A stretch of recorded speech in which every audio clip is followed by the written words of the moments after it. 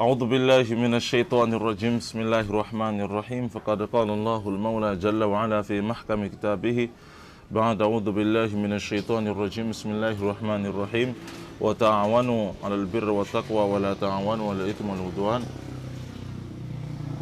لا حول ولا قوة إلا بالله العلي العظيم قال النبي عليه الصلاة والتسليم ما تدرون ما الغيبة الحديث اللهم صل وسلم وزيد وبارك على نبينا محمد وعلى آل محمد وأصحابه وبارك وسلم. Em primeiro lugar, vamos louvar e agradecer a Allah subhanahu wa ta'ala e pedir a Allah subhanahu wa ta'ala derramar suas bênçãos e saudações ao nosso nobre profeta, seus crentes, seguidores, mu'minin, até o último dia. Prezados irmãos, minhas prezadas irmãs, caros estudantes, futuros teólogos do amanhã, Assalamu alaikum wa rahmatullahi wa barakatuh. Saúde a todos mais uma vez, Assalamu alaikum wa rahmatullahi wa barakatuh. A nossa conversa de hoje vai ser acerca dos perigos que a nossa língua causa na vida em que nós vivemos.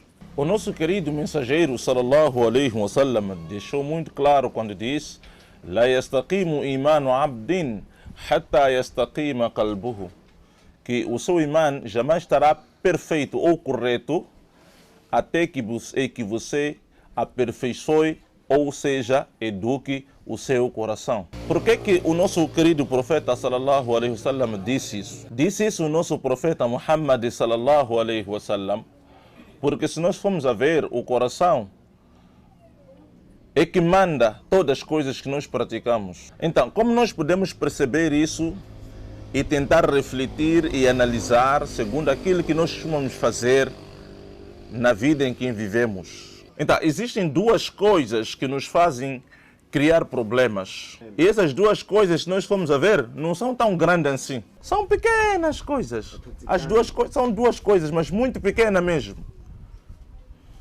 E se essas coisas nós não controlarmos bem, vão nos causar problemas. São duas, a língua e o coração. Então, quando é que a língua estaria a cometer um perigo? Prezados irmãos,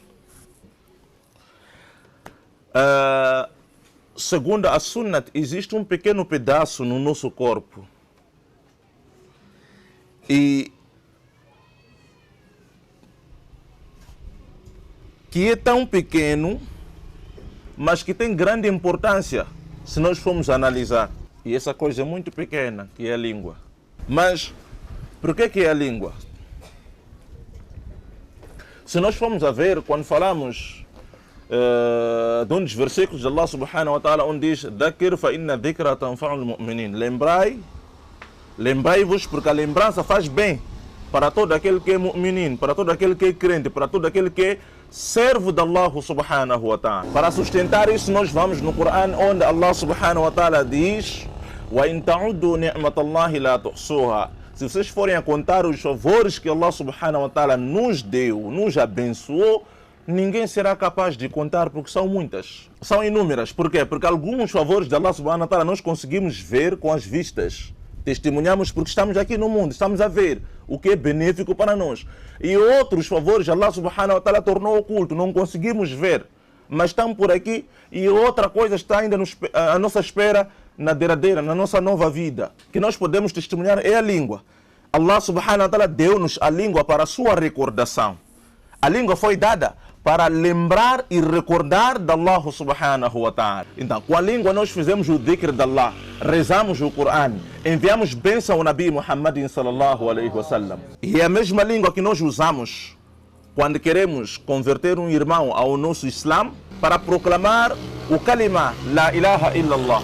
Então, é esta mesma língua que nós como homens, nós como servos de Allah subhanahu wa ta'ala, usamos a língua para recordar Allah subhanahu wa ta'ala, usamos a língua para nos tornar crentes, aceitar o kalima la ilaha illallah, testemunhar que não existe Deus que merece ser adorado senão Allah subhanahu wa ta'ala, com essa mesma língua. E é a mesma língua que nós demonstramos ingratidão para com Allah subhanahu wa ta'ala. Não fazemos shukr para Allah subhanahu wa ta'ala. Com essa língua, nós conseguimos unir duas pessoas. Quando nós queremos fazer o nikah, usamos a língua. Nakah tuha, kabil tuha, por aí em diante. Conseguimos unir duas pessoas no nikah.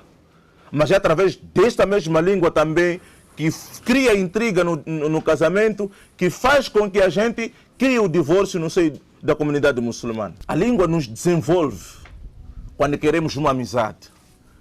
Através da língua falamos bem, comunicamos bem com as pessoas, nossa relação aumenta, as pessoas começam a apreciar a nós, gostam, a amizade começa a crescer. Mas, quando usamos a língua para um outro objetivo inapropriado, faz acabar a amizade. Cria ódio, rancor e guerra, luta. Aquela amizade acaba e cada um se divide. Um pega o seu caminho, o outro pega o seu caminho. Você com uma língua doce, com uma língua bem usada, você consegue criar grandes negócios, ok? Faz amizades com pessoas. A vida começa a desenvolver, cresce. E você começa a se tornar público. Seus produtos saem rápido, consegue vender rápido, consegue fechar o negócio rápido. Mas, quando você usa a língua para um mau caminho, você cai no negócio. As pessoas já não vão vir comprar mais contigo, porque você falta com verdade. Mente, burla as pessoas. E as pessoas, quando conversam contigo, respondem de forma abusiva. Então, essa mesma língua que te levou aos grandes negócios, em contrapartida, também pode te levar a decair, você a cair. Abandona o seu negócio e você fica parado. A língua, se nós formos a ver em tamanho, é pequena. Cada um pode tirar a sua língua, sabe que em tamanho é pequena.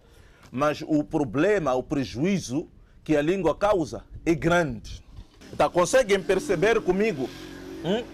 Conseguem perceber comigo e entender quando é que a língua é benéfica para nós e quando é que a língua é perigo para nós? Então, se usamos a língua para o bem, nos ajuda a desenvolver. Mas quando falamos demais, vai nos causar prejuízo. O nosso querido profeta Muhammad sallallahu alaihi wasallam disse que se os meus seguidores e se as pessoas conseguirem preservar, cuidar de duas coisas aqui neste mundo, eu garanto a eles Jannatul Firdaus. E essas duas coisas, sabem quais são? As duas coisas pequenas que nós falamos no começo. A língua e o que está por baixo da cintura. Estamos a falar da língua e sexo. Estamos a entender? Nós vamos dar um exemplo. Eu cheguei nessa região, sou novo. Encontrei nativos aqui, certo? Ninguém construiu mesquita. Eu vi que há necessidade de construir mesquita, porque os irmãos estão cada vez mais rezando descontroladamente. Outros não rezam porque não vê masjid. Há pessoas que aumentam a sua crença através do masjid, certo? E eu crio uma iniciativa própria, através do meu niyat, fazer o masjid para ajudar os irmãos para poder adorar Allah subhanahu wa ta'ala em congregação. E em contrapartida aparece alguém e diz: não vamos rezar naquela mesquita porque ele é novato, é novo, é um viente e não vive aqui. Ok? Então, isso são as maldades que a língua causa. Porque se as pessoas usassem a língua para recordar Allah subhanahu wa ta'ala, para fazer o dhikr de Allah subhanahu wa ta'ala, a leitura do Corão, falar bem com as pessoas, para cooperar bem, as coisas estariam bem. Mas as pessoas estão a usar a língua para ser um fim próprio.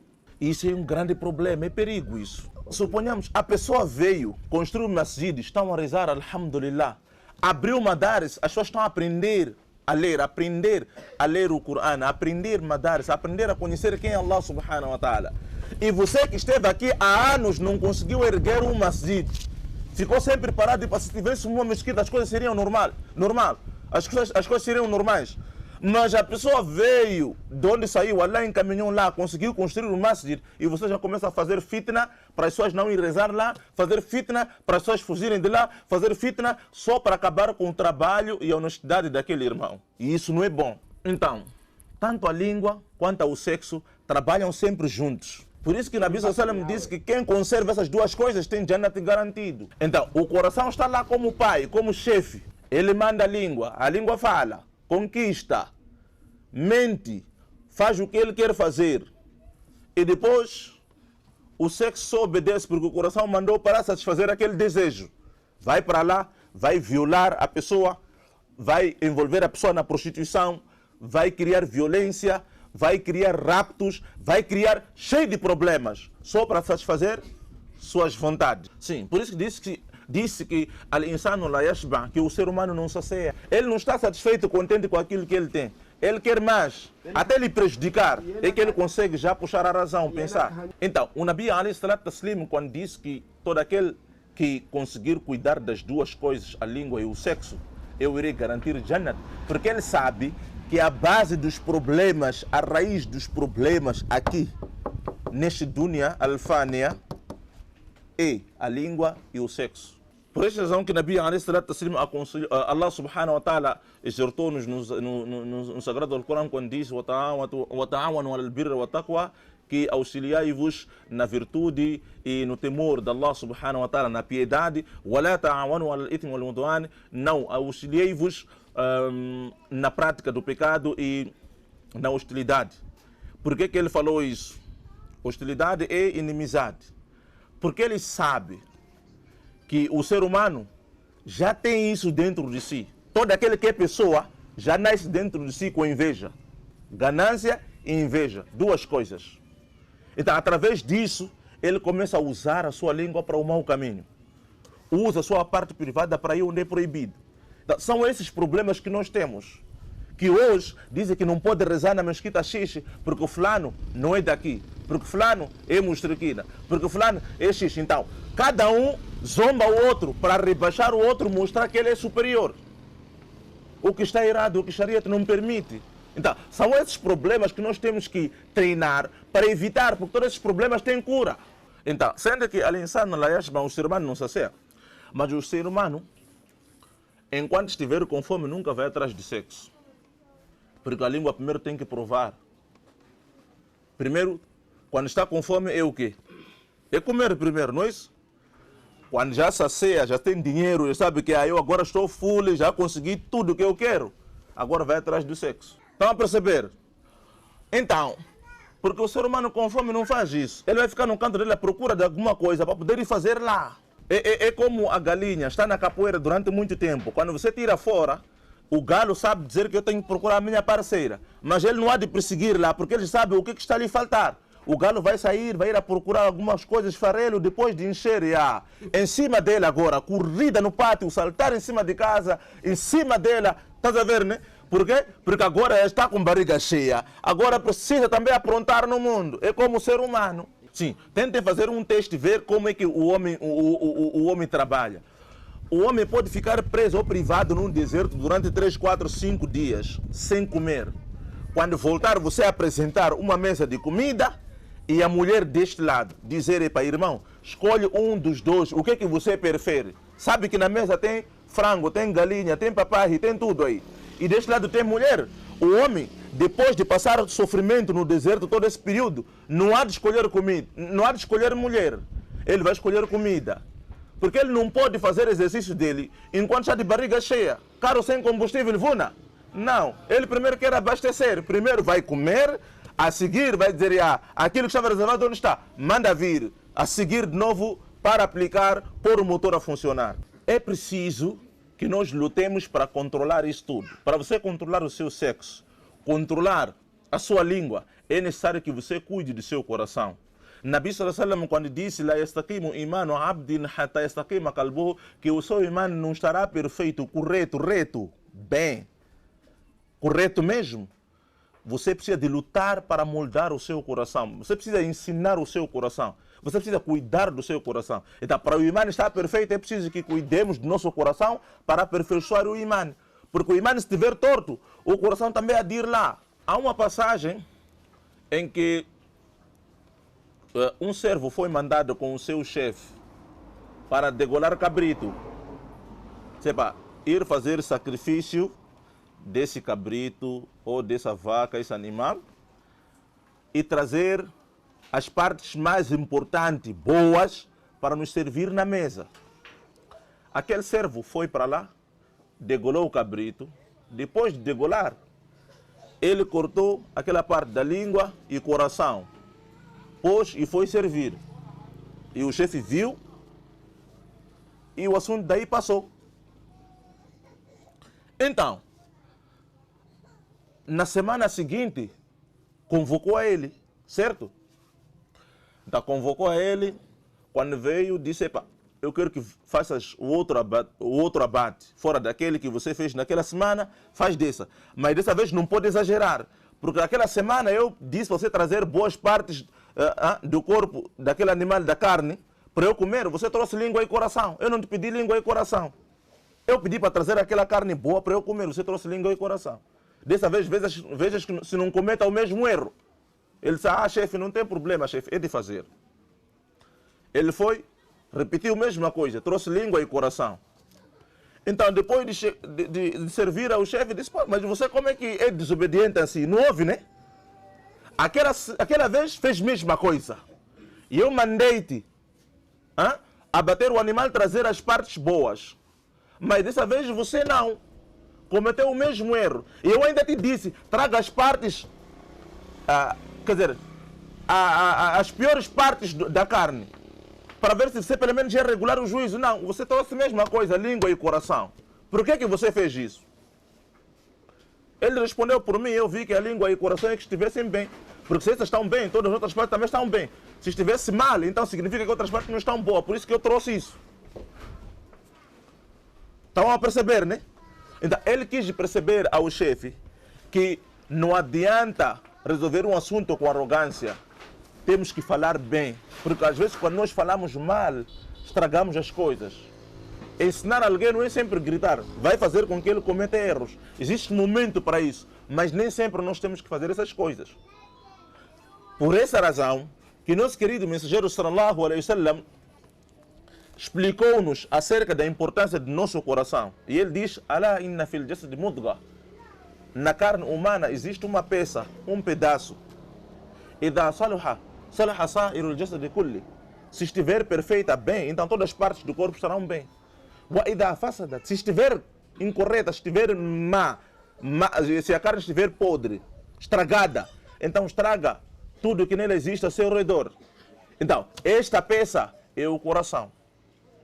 Então, e os sábios dizem que al-qalbu malakul a'dha, que o coração é o líder das partes do corpo. Wa baqiyat al-a'dha junudu. E os outros membros do corpo são seus soldados, só estão a seguir.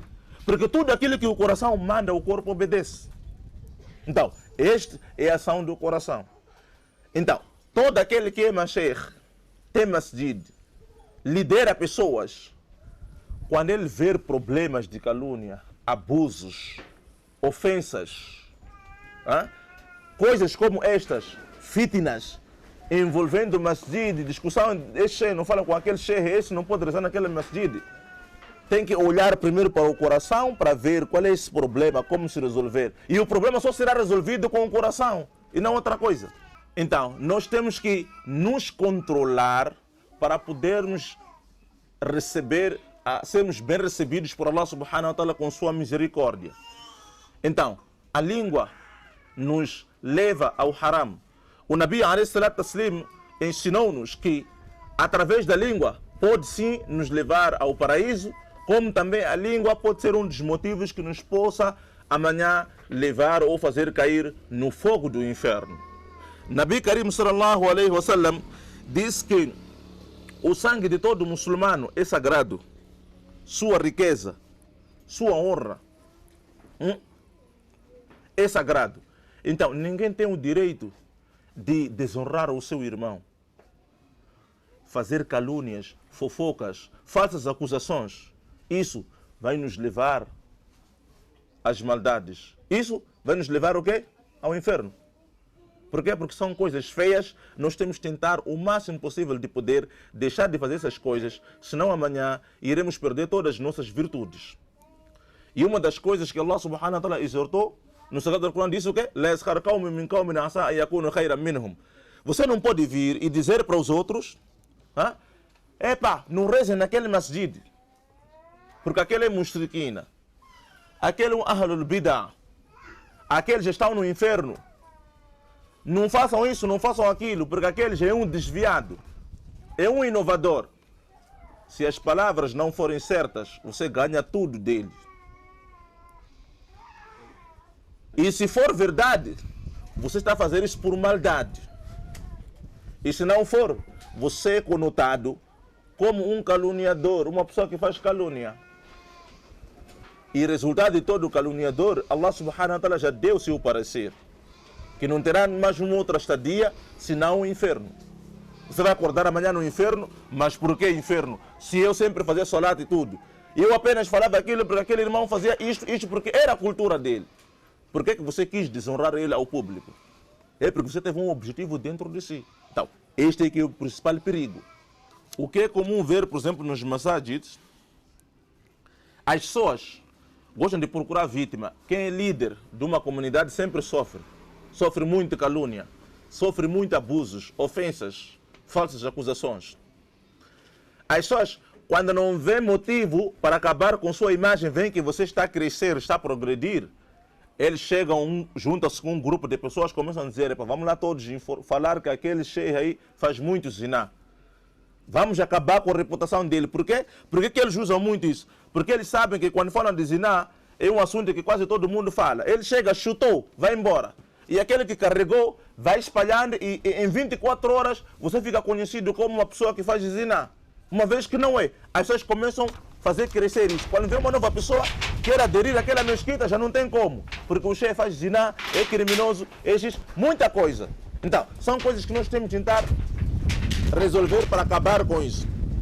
Aconteceu aqui, há uns dias próximos, veio aquele chefe da Tanzânia, um amigo dele, representante da mesquita, disse que vem cá, deixem de estudar naquele masjid, venham no meu masjid. Por quê? Porque aqui eu vou vos ensinar o árabe puro, árabe do profeta. E a outra coisa que vocês não aprendem naquele masjid, comigo vão aprender a língua swahili. Vou vos fazer viajar à Tanzânia enquanto estão a aprender aqui. Está vendo lá como faz as coisas? Ok? Ele tirou a maior parte dos alunos daquela madraça, puxou para dele, junto com o machehe dele, o cabeçalho, o cabeça de lista, carregou ele para lá. Epa! Depois que os alunos movimentaram lá, o pessoal ficou lá triste, né? Mas como por que estão a fazer isso? Isso não é bom. Allah, como é justo, é justiceiro, né? Você comete uma maldade e paga aqui no dunya mesmo. Não demorou. Sabe qual foi o fim daquele chefe? O cabeça de lista que carregou, que foi o promotor para remover os alunos daquela madraça, lutou com a esposa na noite seguinte e acabou matando a esposa. Foi preso. E 3 dias depois, aquele chefe que ensinava bem árabe e swahili foi encontrado bêbado, com cachaça, bem grosso, a beber aquele cabanga. Aí perto. Sim. Agora, onde é que está a língua swahili, o árabe puro do profeta que ele veio ensinar? Esse tinha niyat mesmo para fazer trabalho de din? Ou veio para desunir as pessoas? Então, é assim como acaba o mentiroso. Todo aquele que usa mentira para fazer rir as pessoas, Nabi sallallahu alaihi wasallam já disse, ai dele, ai dele. Para fazer ver as pessoas que ele sabe, os outros não são, ai dele, ai dele. Disse o profeta sallallahu alaihi wasallam. E Allah falou muito bem quando eu mencionei lá, você não pode zombar dos outros que são baixos, são bidatis, são sujos, são inferno, tudo, pensando que você é melhor que eles, porque você não sabe quando ele dorme, qual é a relação que ele tem perante Allah subhanahu wa ta'ala. Acorda amanhã, enquanto já tem o perdão total de Allah subhanahu wa ta'ala, ele faz o trabalho dele com sinceridade. Você que vive insultando as pessoas, desonrando as pessoas, insultando nas redes sociais, falando mal o dia todo, acaba acordando que tudo aquilo que você fez foi tudo para aquela pessoa. Então, pode ser que essas pessoas são melhores que vocês, Por isso parem de zombar que são melhores, de dizer para as pessoas que nós somos melhores e aqueles são Jahannami. Nós somos Ahlul Jannah, aqueles são Ahlul Nar. Nós somos Ahlul Sunnah, aqueles são Ahlul Bidah. É melhor parar com essas brincadeiras porque toda palavra, por mais que seja por brincadeiras ou por um certo objetivo, sempre tem seu preço. E Allah subhanahu wa ta'ala está sempre de olho. Estamos entendidos, irmãos? Então, essas coisas só aparecem um bocado de inveja. E a inveja e fé, Nabi sallallahu alaihi wasallam disse que não anda junto. Você não pode confundir inveja com fé. Dizer que não, eu estou a tentar lutar contra o inovador, estou contra o X, enquanto por trás disso você tem inveja contra a pessoa. É um dos primeiros passos que faz com que as pessoas caiam nessa maldade. Segundo passo é convivência. Você quer manter amizade com a pessoa. Então você cai nesse grupo, começa a abusar dos outros grupos porque você quer manter amizade com a pessoa. E continua a fazer essas coisas. E outra coisa é, você quer sempre estar em frente, ser visto como uma pessoa mais estudiosa e rebaixando os outros. Fazer com que as pessoas são baixos, não estudaram nada, não viajaram para fora, não estudaram em grandes madares, em grandes universidades. Você lá quer mostrar que você estudou Sunna diretamente no país X, no país X. E as pessoas estão lá para querer acreditar através da universidade. Hoje em dia, para você acreditar uma pessoa, é preciso saber primeiro de onde ele sai. Se é do distrito, é duvidoso. Porque o distrito não tem desenvolvimento. É sujo. Bebe água de poço, toma banho de água de poço. Se vem da cidade, quer saber estudou qual madraça. Foi em Medina? Foi em Sudão? Foi no Egito? Ou foi no Paquistão? Foi na África do Sul? É duvidoso. Então as pessoas querem saber primeiro onde é que você estudou para credibilizar a tua informação, se você está falando a verdade ou não. E há vezes que você menciona o versículo do Coran, ele vem e pergunta, isso que você falou é sahih ou daif? Acho que é daif. Ele nem sequer sabe se é versículo do Coran ou não, só vem e refuta. Por quê? Porque já foi implantado assim com o chefe dele, que aquele fulano não é de nosso, então não é nosso, não vale a pena dar ouvido. Este aqui é o grande problema. Estamos entendidos, né? Então, o outro problema é medo de culpa. Então, quando o boato é maior, as pessoas fogem. Diz, não sou eu. Se é no trabalho, diz, não sou eu. Quem está a mandar são os fulanos, são os donos, não sou eu. Eu também não sei, estou aqui sentado. Porque quer ser bem visto fora, quer ser excluído, quer dizer, não quer defender a honra do seu irmão.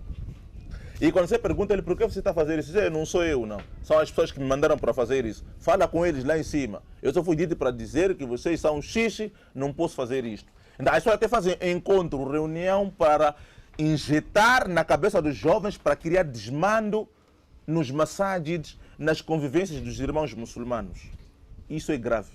E sempre o objetivo desse é o quê? Ter mais nome, ser respeitado para chegar próximo daqueles que têm, para obter ganhos com eles.